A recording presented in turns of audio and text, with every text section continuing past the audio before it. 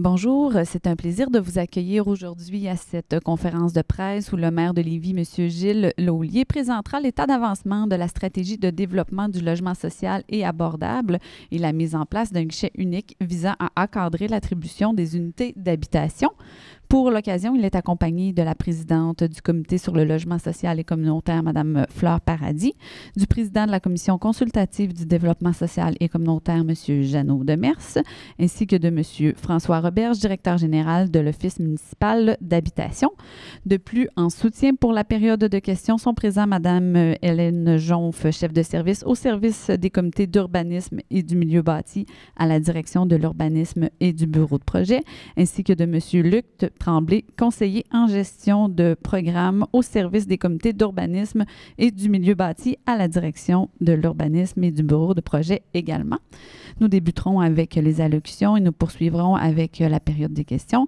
Pour les journalistes qui auront des questions sur d'autres sujets, nous vous aurons un deuxième tour par la suite. Alors, Monsieur le maire, sans plus tarder, je vous cède la parole. Bien, merci beaucoup. Donc, merci d'être présent aujourd'hui ici à ce point de presse. Et je voudrais saluer la présence de Mme Fleur Paradis, qui est la présidente du Comité sur le logement social et communautaire. Merci d'être là, Mme Paradis. Mais félicitations également avec tous les membres du comité pour votre magnifique travail. J'ai également accompagné de M. Jeannot Demers, qui est conseiller municipal, président de la Commission consultative du développement social et communautaire, parce qu'aujourd'hui, on applique un des volets importants, des axes importants de la nouvelle politique de développement social et communautaire. Et c'est M. Demers, précisément, qui est chargé du suivi de cette politique-là, de la mise en œuvre de cette politique-là. Et donc, pour nous, c'est très important. Je veux aussi saluer la présence, de M. François Roberge, qui est le directeur général à l'Office municipal d'habitation, parce que vous allez voir aujourd'hui que la nouvelle qu'on annonce, je le dis, là, et on en a discuté tantôt entre nous, c'est vraiment une ère nouvelle dans le logement social et abordable qu'on est en train de mettre de l'avant. Et je dirais qu'il y a un mot pour décrire l'évolution qu'on fait avec l'annonce qu'on fait aujourd'hui. Et je pense que François va être d'accord avec moi là-dessus, c'est le mot équité. On vise une équité dans l'accès à nos logements. Je voudrais aussi remercier la magnifique équipe de la Ville de Lévis, Mme Hélène Jonf, qui est la chef de service du Comité d'urbanisme et milieu bâti, et également, M. Tremblay, pour Luc, pour son magnifique travail également, entièrement dédié et passionné au niveau du logement social et abordable. Alors donc, aujourd'hui, ce ne sont que de bonnes nouvelles parce qu'il faut se souvenir qu'on avait mis en place notre stratégie de développement du logement social du logement social. Et au fond, on s'était dit, qu'est-ce qu'on peut faire pour améliorer l'accès à des logements sociaux et abordables? Comment on peut faire pour accélérer la cadence? C'était ça notre objectif. Et c'est là qu'on a mis au travail un comité qui a été formé spécialement pour ça, formé de notre direction à la ville, de l'OMH, du GRT, etc. Alors, tous les groupes ont travaillé ensemble et on est arrivé, imaginez-vous, avec 10 actions. On s'est dit, si on combine ces actions-là ensemble, bien, on ne pourra pas faire autrement que d'accélérer le tempo. Alors, c'est là qu'on a décidé de mettre l'octroi d'un crédit de taxe, l'acquisition, la rénovation d'immeubles locatifs, l'inclusion de logements à coût abordable dans les projets domiciliaires. Vous allez voir, on en parle. Construction de logements abordables, augmentation du nombre d'unités du programme de supplément au loyer, les PSL, rénovation et accréditation de maisons de chambre, création d'un guichet unique. Et vous voyez, l'action 7, on l'annonce aujourd'hui. Et on touche au moins 3-4 actions aujourd'hui dans l'annonce qu'on fait. Alors, c'est ça qui est drôlement intéressant. Alors, aujourd'hui, on annonce 2 choses. En plus de créer le guichet unique, qui est l'action 7 au fond de notre stratégie, pour regrouper l'offre de logements sociaux et abordables, alors, nous annonçons officiellement la création de ce guichet unique avec l'Office municipal d'habitation de Lévis pour le traitement des demandes. Donc, et on appuie également aujourd'hui, vous allez voir comment c'est diversifié, là, un projet de 231 nouveaux logements sociaux et abordables en partenariat avec le privé. Donc, dans le cadre de la mise en œuvre de notre stratégie, C'est donc 231 nouveaux logements sociaux et abordables qui ont été déposés à la Société d'habitation du Québec dans les délais. Hein, on avait hier jusqu'à minuit, donc ça a été déposé avant minuit.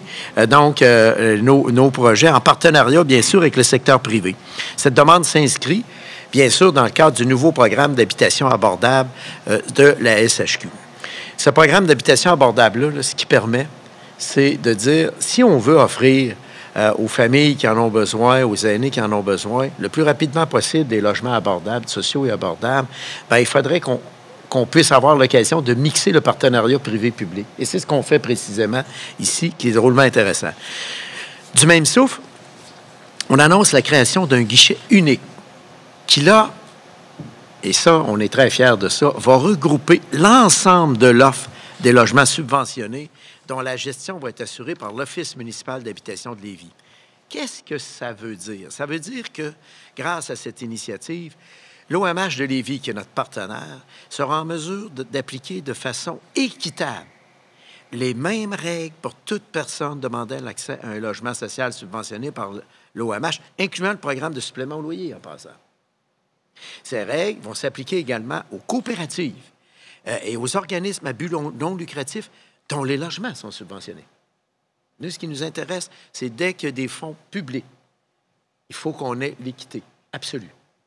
Ça ne veut pas dire qu'on ne l'avait pas, là, mais là, on ramasse ça ensemble et là, on se dit, ça va être les mêmes règles pour tout le monde.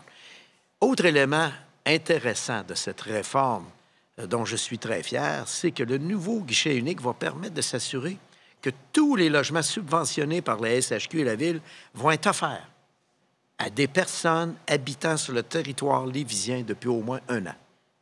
Et ça, c'est une règle à laquelle on tient énormément. Donc, pourquoi on fait tout ça et pourquoi on peut se permettre d'annoncer ça? C'est qu'on bénéficie actuellement à Lévis, vous le savez, on est numéro 1 pour la croissance économique des 10 grandes villes, on est numéro 1 pour la qualité de vie, on est numéro 1 pour la sécurité publique, on est numéro 2, malheureusement. Le Saguenay nous a battus par quelques dixièmes pour l'indice de bonheur, et on veut que ça se poursuive. Et c'est la raison pour laquelle on profite d'une conjoncture et d'une croissance économique qui nous sont favorables au cours des dernières années. Donc, en 2021, souvenez-vous, on s'est doté d'un plan d'action diversifié qui fait appel au partenariat privé. Je veux juste vous dire qu'en 2001 seulement, la Ville de Lévis a accordé des permis en nouvelle unité d'habitation pour 2542 nouvelles unités de logement. On s'est dit, et c'est là que vous voyez aujourd'hui le résultat de ce travail-là qui s'amorce, là, parce qu'on n'est qu'à l'amorce, là, en passant. Alors, qu'est-ce qu'on est venu faire? C'est qu'on se dit, on va offrir aux promoteurs la possibilité de consacrer une partie de ces unités au logement social et abordable. Donc, au fond, prenons une ville comme la nôtre, à 2542, vous voyez, on en annonce 231. On prévoyait, quand on a mis en place notre stratégie résidentielle, en 2015, on prévoyait 800 unités d'habitation par année. On est rendu à 2540. Je pense qu'on a le devoir, parmi ces unités-là, de retenir des unités qu'on peut offrir à des familles à plus faible revenu qui ont aussi droit d'avoir accès à des logements décents. Et ça, pour nous, c'est fondamental. Qu'est-ce qu'on veut faire avec ce qu'on annonce aujourd'hui? On accélère l'accès à des logements abordables et de qualité parce que, depuis 2002, on a ajouté 937 nouveaux logements sociaux abordables qui sont venus s'ajouter aux 293 qui existaient avant 2002. Donc, depuis 2002, on a ajouté 937. Je vais vous dire, c'est une excellente performance par rapport à ce qu'on voit ailleurs. Là, tu sais, c'est une excellente performance. Mais c'est là qu'on faisait surtout de la construction.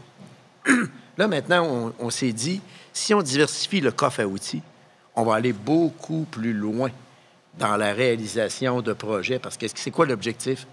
Le plus rapidement possible, donner des logements convenables à notre population. Alors donc, ça, c'est vraiment important pour nous. Et c'est la raison pour laquelle, vous voyez, la diversité des outils, ce que ça donne, c'est qu'actuellement, on a des projets donc, qui sont en cours de route pour 130 logements qui sont actuellement en élaboration. Alors, je pense, entre autres, au 41 Saint-Joseph dans le secteur de Lévis.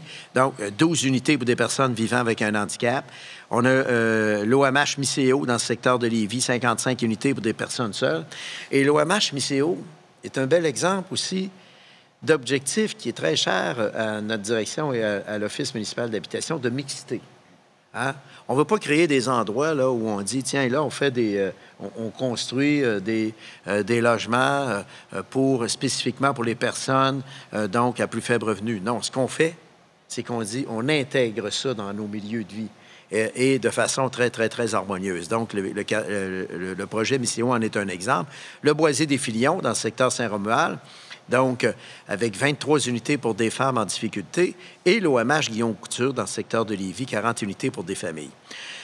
Donc, au fond, souvenez-vous, quand on a lancé notre stratégie de 1000 nouveaux logements sociaux d'ici 10 ans, bien, écoutez, là, quand on regarde nos quelques 130 unités donc, qui sont en cours de route, plus les 231 nouveaux logements qui sont en cours de route, à cela, il faut ajouter les nouveaux PSL. Hein, donc, par exemple, lundi, on adopte une résolution pour ajouter 25 nouveaux PSL dans une coopérative d'habitation. Qu'est-ce que ça veut dire?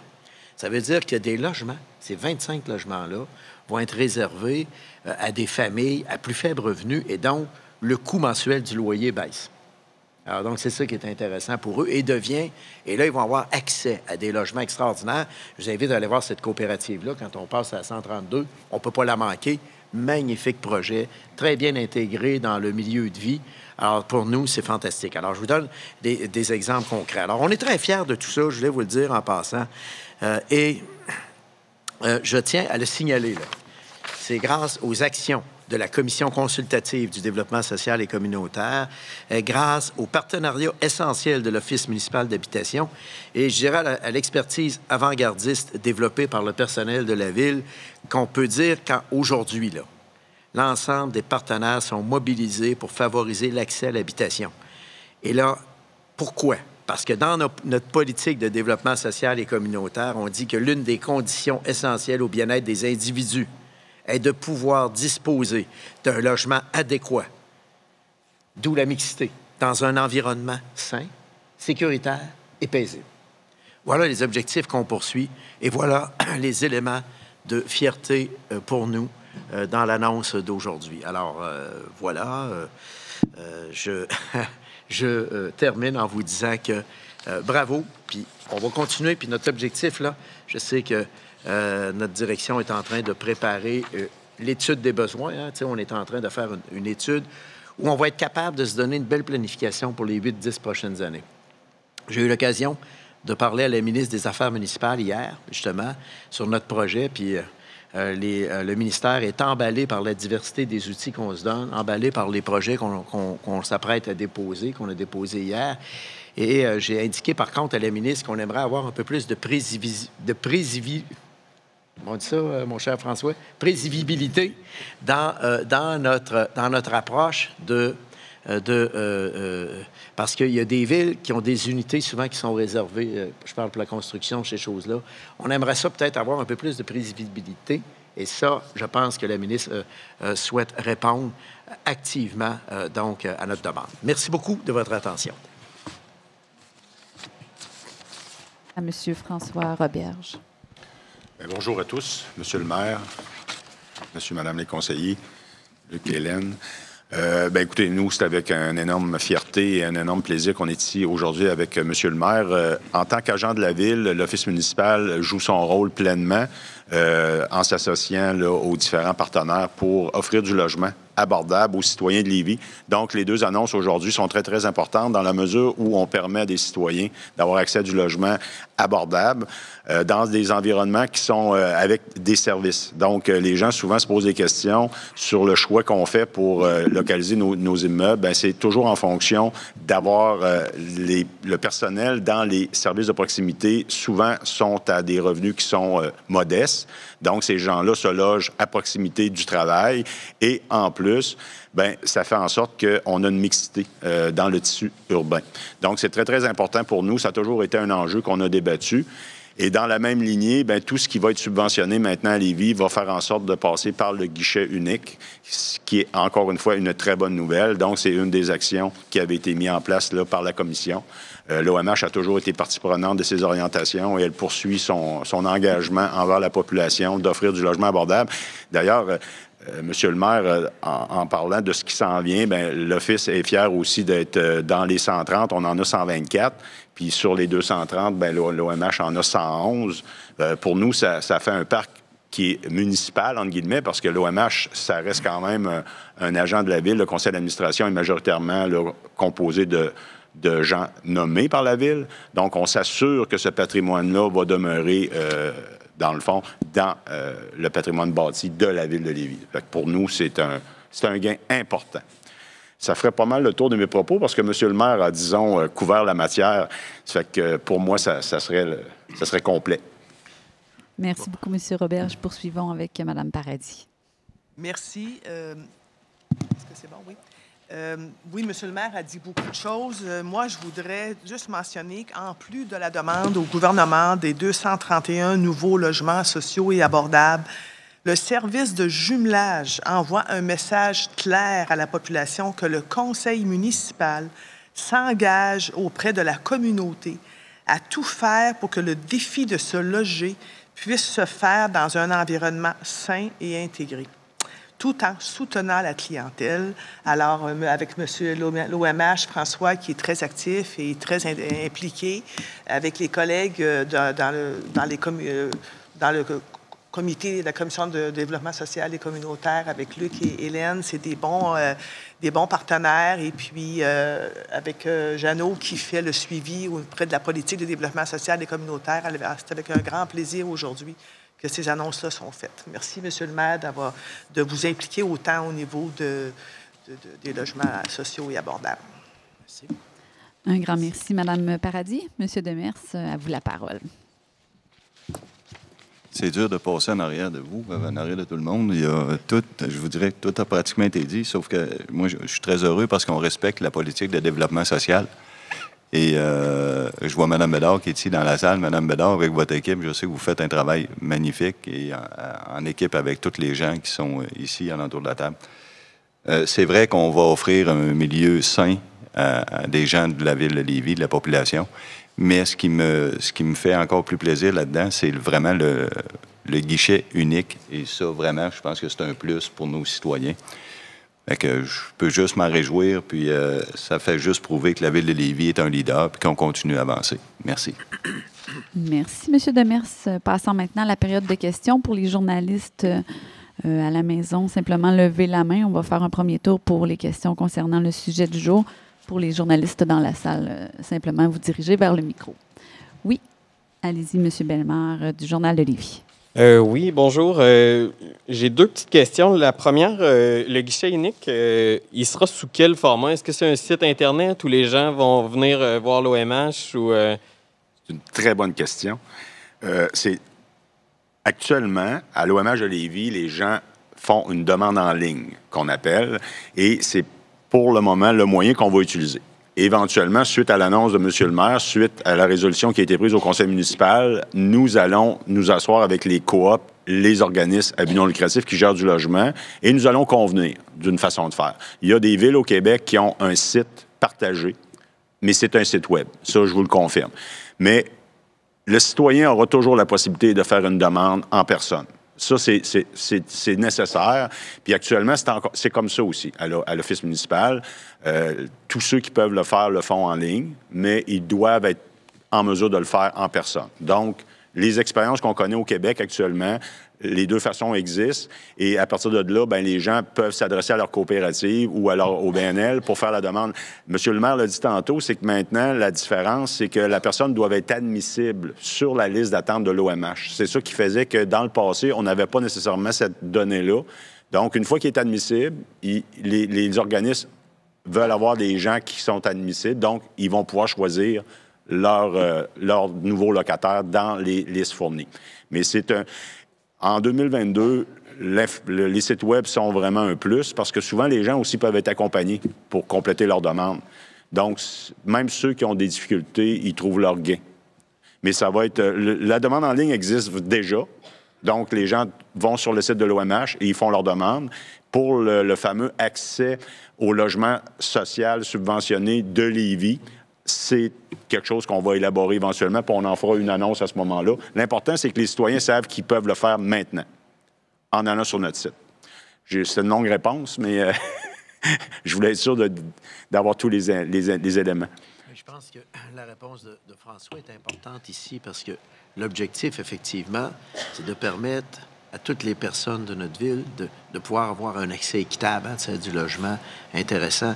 Et c'est pas tout le monde qui dispose des moyens pour le faire. Donc, j'adore la formule proposée par François qui dit, bien, les gens vont pouvoir aussi se présenter en personne, venir nous déposer une demande, puis on peut même les accompagner au fond. Alors, c'est ça qui devient intéressant. Alors, donc, bravo, c'est une belle initiative et moi, je trouve ça drôlement intéressant. Puis, en sous-question, il existe déjà une plateforme là, que les intervenants de logement social avaient mis sur pied à Lévis, là, qui était Logis Lévis. Qu'adviendra de Logis Lévis? Bien, écoutez, pour le moment, Logis Lévis demeure. Puis nous, l'OMH, avons tous nos logements non subventionnés à Lévis sont sur Logis Lévis. Le registre partagé, le portail unique, c'est les logements subventionnés. Les autres, c'est les logements non subventionnés. Moi, juste à l'OMH, là, je vais arrêter de dire moi, là, c'est nous. Nous avons la moitié de notre parc qui est en... Bon, il y a les logements HLM qu'on appelait. Ça, c'est tout subventionné. Tout le reste, c'est souvent à 50 % avec subvention et une partie sans subvention. Mais à Lévis, on est fiers de dire que tout notre parc non subventionné est à 82 % du loyer médian. Donc, on est quand même un chef de file au niveau d'offrir du logement abordable à Lévis. Ça a toujours été sur Logis Lévis, ça, depuis le début.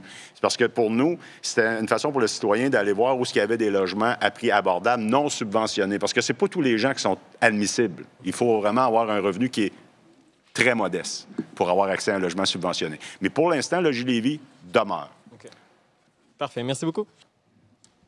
Merci beaucoup. On a une prochaine question de Mme Émilie Pelletier du Soleil. Hey, c'est haut pas mal, ça, mais c'est pas grave.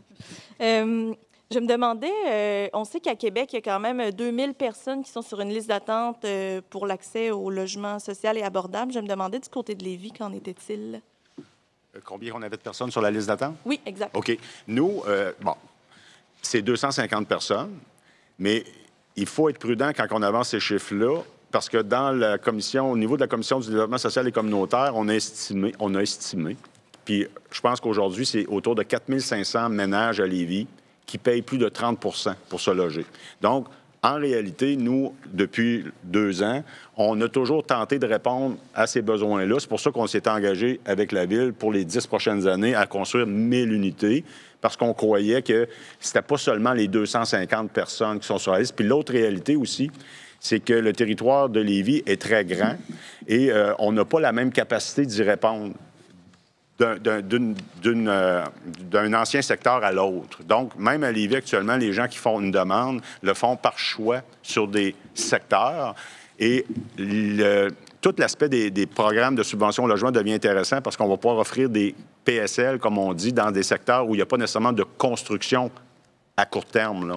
Donc, les gens peuvent aller vivre dans un secteur où il n'y a pas de bloc de l'OMH, mais qui pourront...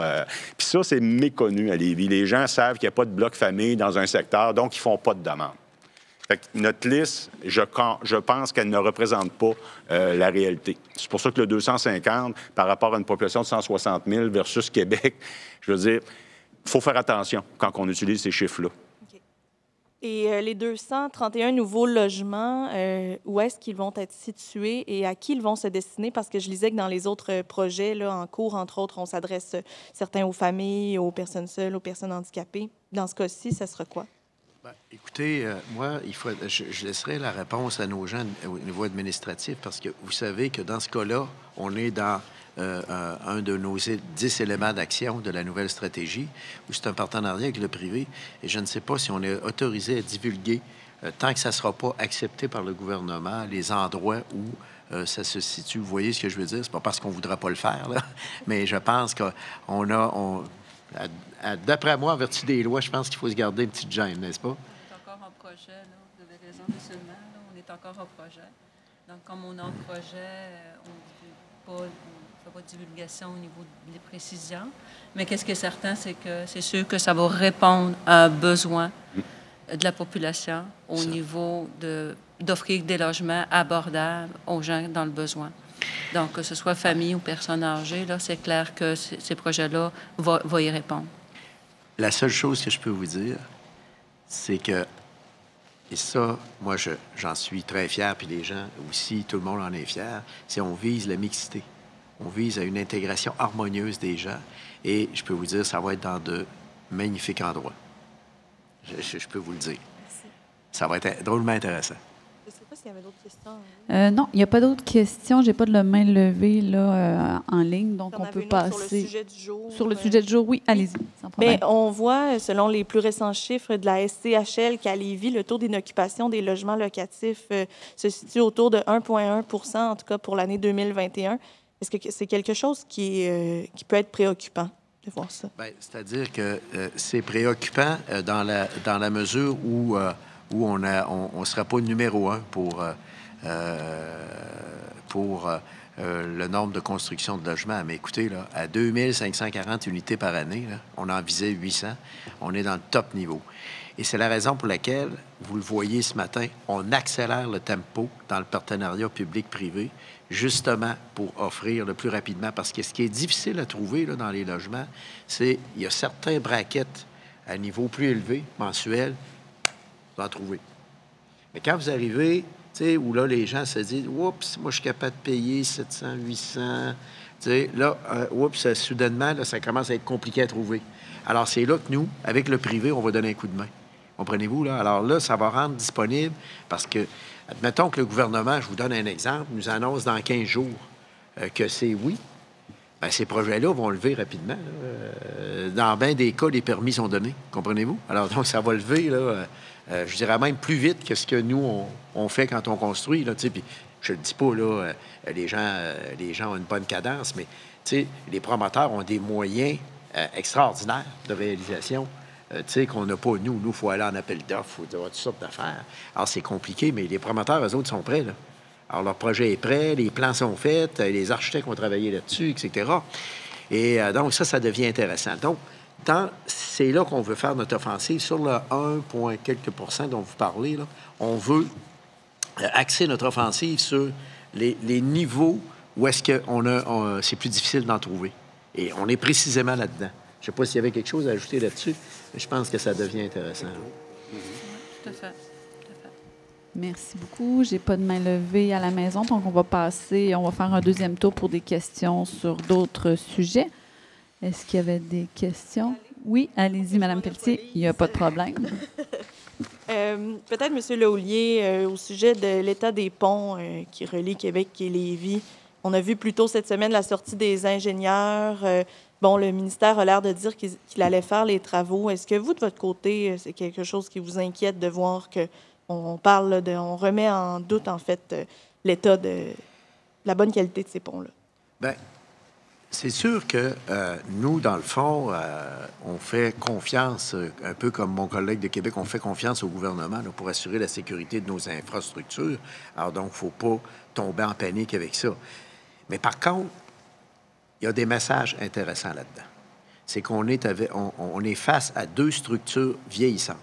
Il faut le dire, là. Ce sont deux structures vieillissantes pour lesquelles il va falloir peut-être se rendre compte de la justesse de la volonté gouvernementale de dire qu'il faut ajouter un nouveau lien. Il faut prévoir l'avenir, puis il faut ajouter un nouveau lien entre les deux rives.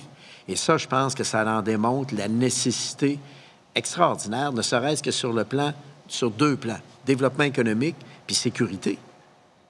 Imaginez-vous, demain matin, là, le pont La Porte est knock-out. On fait quoi? On fait quoi au niveau de la sécurité? On fait quoi au niveau du développement économique, transport des marchandises, etc.?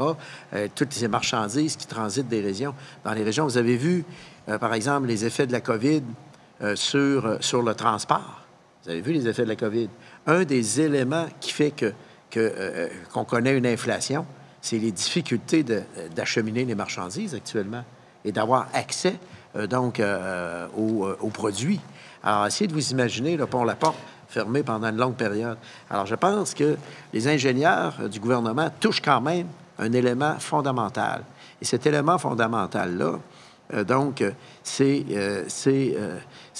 important d'en tenir compte. C'est pour ça que le plan que le gouvernement a annoncé en mai 2021, qui inclut le tramway, le tunnel, l'amélioration de voies réservées, etc., là, je pense que le gouvernement est pile dans l'évolution normale d'une capitale nationale, dans l'évolution normale de 2 grandes régions qui sont à peu près maintenant presque les numéros 1 au niveau du développement économique.